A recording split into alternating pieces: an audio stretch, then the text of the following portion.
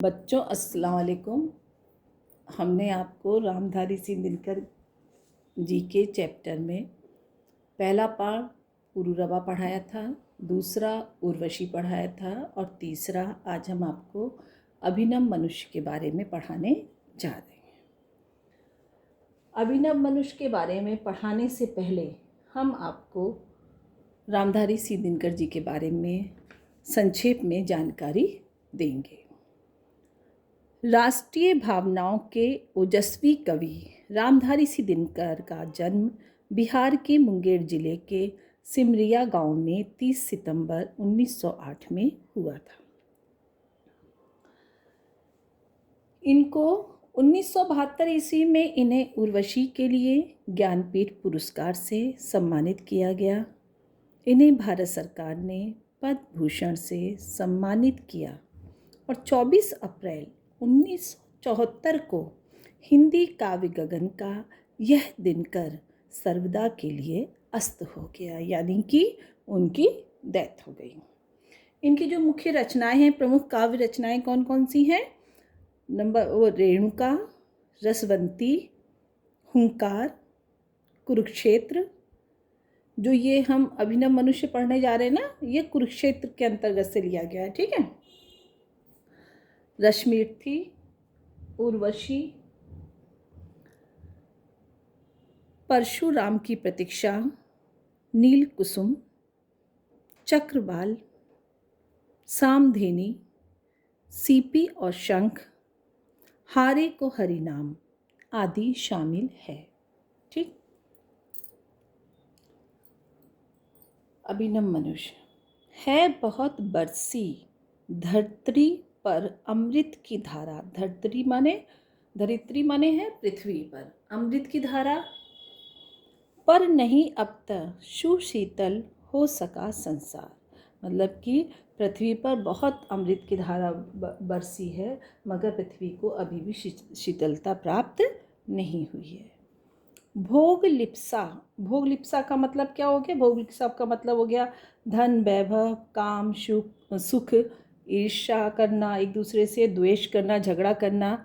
आज भी लहरा रही उद्दाम, उद्दाम का मतलब हो गया तीव्रता के साथ, तेजी के साथ। बह रही असहाय नर की भावना। असहाय माने जिसका कोई सहारा नहीं है, नर माने मनुष्य की भावनाएं बह रही हैं, निष्काम मतलब बेकार होकर उनकी भावनाएं बह रही हैं, समाप्त हो रही हैं। पूरे पैराग्राफ का अर्थ बता रही हूँ कि है बहुत बरसी धरित्री पर अमृत की धार, पर नहीं अब तक सुशीतल हो सका संसार। भोग लिप्सा आज भी लहरा रही उद्दाम, बह रही असहाय नर की भावना निष्काम। इस पैराग्राफ का अर्थ है, यहाँ पर कवि का कहने का मतलब है कि धरती पर अमृत की धारा जो है वो बहुत बरस चुकी, किंतु यह पृथ्वी को अभी तक शांत नहीं कर पाई, शीतल नहीं कर पाई। अभी तक ये जल रही है, मतलब उसी आग में अभी तक जल रही है। घृणा, द्वेष, ईर्ष्या, धन, वैभव, काम, सुख की जो भोग लिप्सा है वो आज भी बहुत तेजी के साथ, मतलब आज का जो समय है उस समय में भी वो ये भोग लिप्सा जो है बहुत तेजी के साथ बढ़ता जा रहा है। अभी भी मानव के जो मूल्य की भावनाएं हैं, मानव की जो भावनाओं की जो मूल्य है उसकी कोई भी कदर किसी की निगाहों में नहीं है। Next paragraph. भीष्म हो अथवा युधिष्ठिर, या कि हो भगवान, यहाँ भगवान कहा गया है श्री कृष्ण जी को, ठीक। बुद्ध हो कि अशोक, गांधी हो कि ईस महान, ईस माने ईसा मसीह, सिर झुका सबको। सिर झुकाने का मतलब ये है कि नम्रता के साथ व्यवहार करना। नम्रता क्या मतलब, गांधी जी ने तो जो, गांधी जी क्या जितने भी महान पुरुष हैं सबने जो व्यवहार सबके साथ करने का बताया वो उन्होंने हिंसा का ना बता के अहिंसा का बताया। तो सिर झुकाकर का मतलब हो गया कि सर झुकाकर, मतलब अहिंसा के साथ।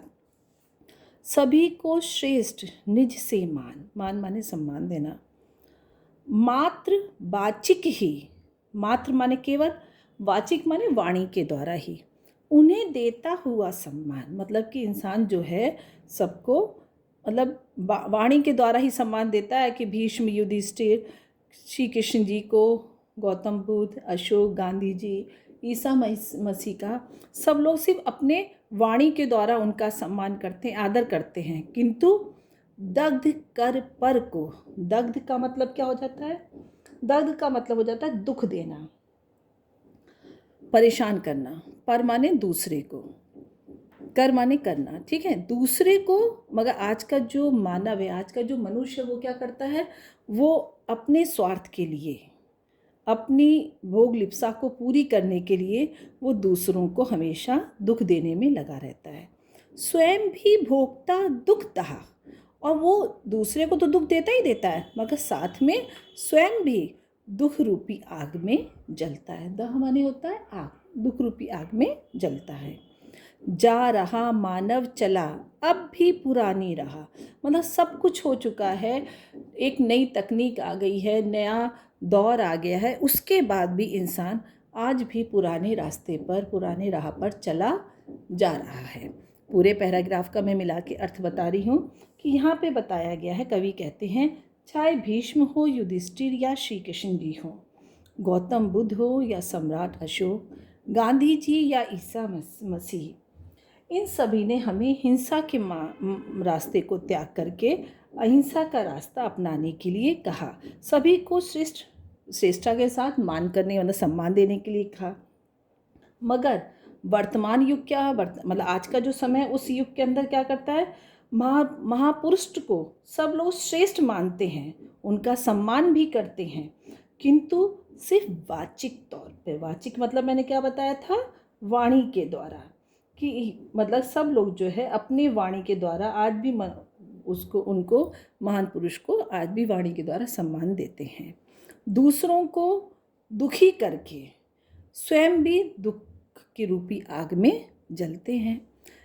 आज भी सब कुछ नया होने के बाद फिर भी उनके स्वभाव से ये महापुरुष युद्ध, हिंसा, स्वार्थ, इन सब पुराने रास्ते को ना तो बदल पाए हैं और ना ही मनुष्य उनके अहिंसा वाले रास्ते पे चल के अपनी हिंसा रूपी भावना को भी छोड़ नहीं पाया है।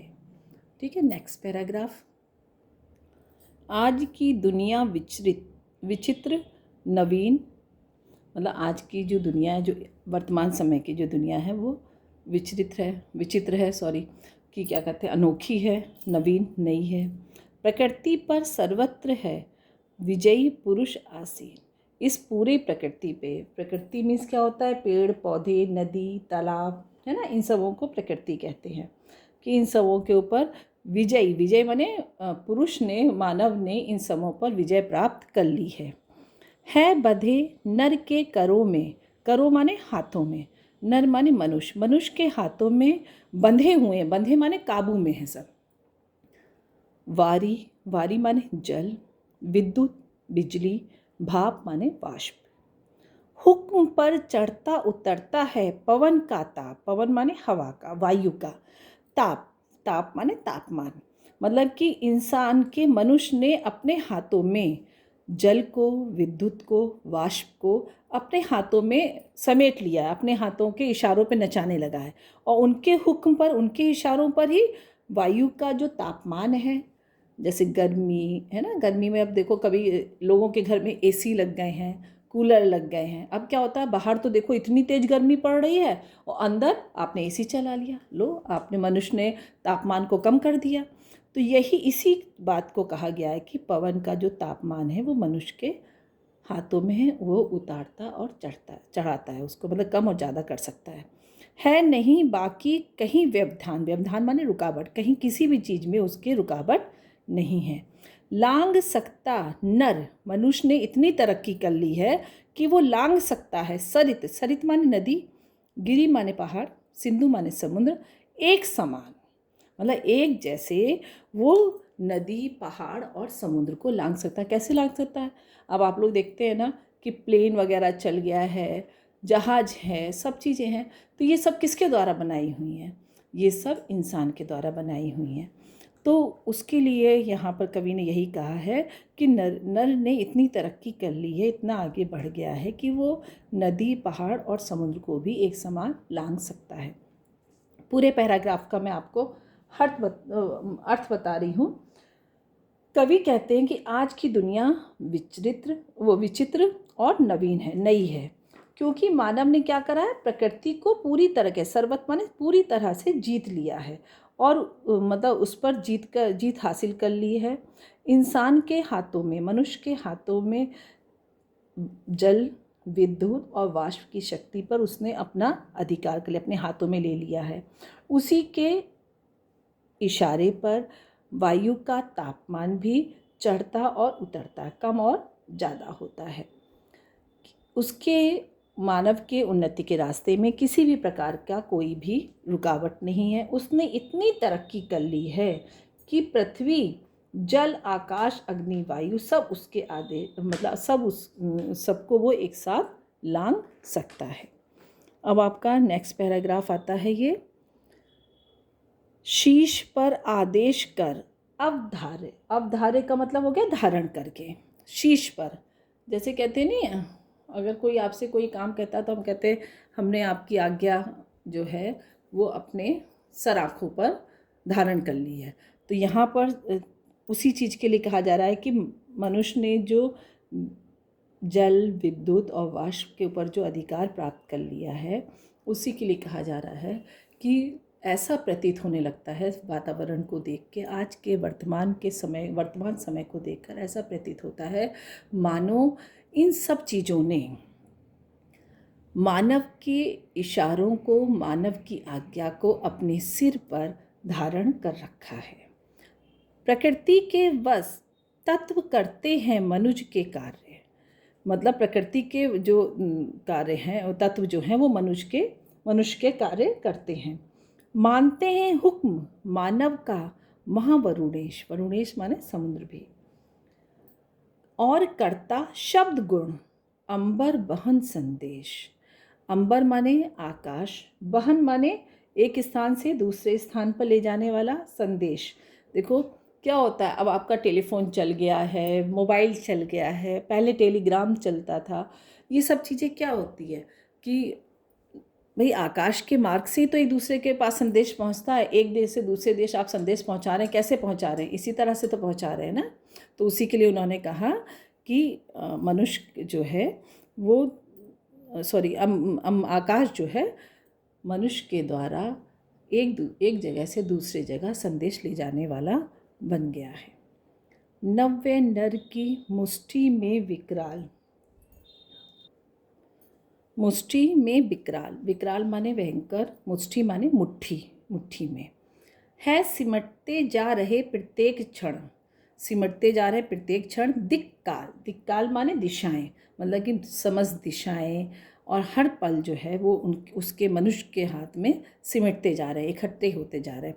इकट्ठे होने का मतलब ये थोड़ी ना है कि सारी दिशाएं उसके हाथ में आ जा रही, बल्कि कहने का तात्पर्य ये है कि इंसान जो है अपनी तरक्की, उसने इतनी तरक्की कर ली है कि सब कुछ उसके मतलब इशारों पर सब काम करने लगता है। वो जैसे भी हाथ जिस बटन पे लगाता है वो काम शुरू हो जाता है। तो उसी को कहा गया है कि सब उसके हाथ में, मुट्ठी में आ गया है।